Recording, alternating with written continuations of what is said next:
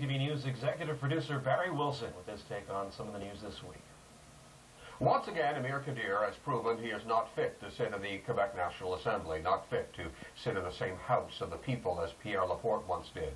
His idea to honor the FLQ murderer Paul Rose is shameful.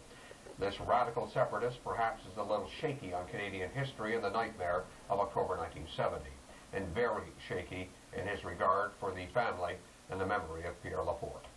Well, Bill 14 hearings began this week. We heard from a civil servants union complaining that some of our members actually have to be bilingual to serve English-speaking taxpayers.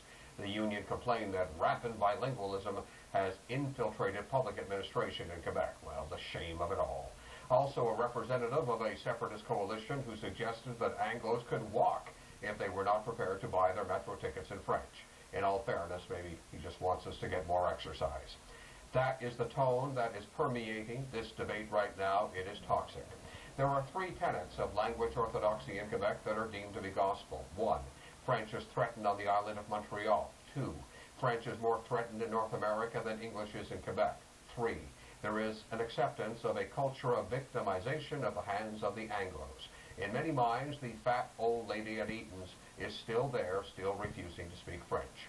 I watched a discussion on language a couple of weeks ago on the popular show Tout le monde en parle. I was surprised and felt disconcerted how it seemed everyone believed as an article of faith that French is on its knees and the big bad English wolf is always at the door. It almost seems we are ready to steal their children and force-feed them a steady diet of English. I have no problem promoting French. I would hate to see Quebec become another Louisiana.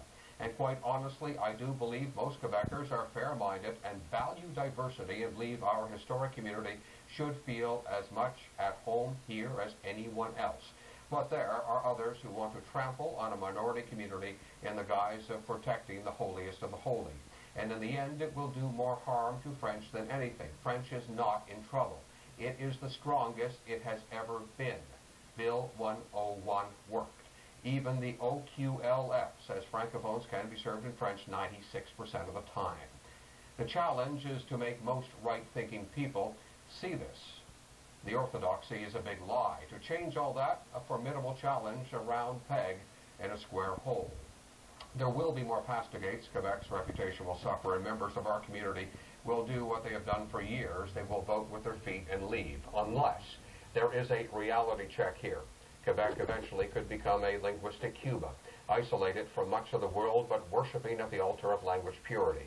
And people one day may look back and wonder why there was no common sense when it was so desperately needed. I'm Barry Wilson, and that is CTV Postscript for this week.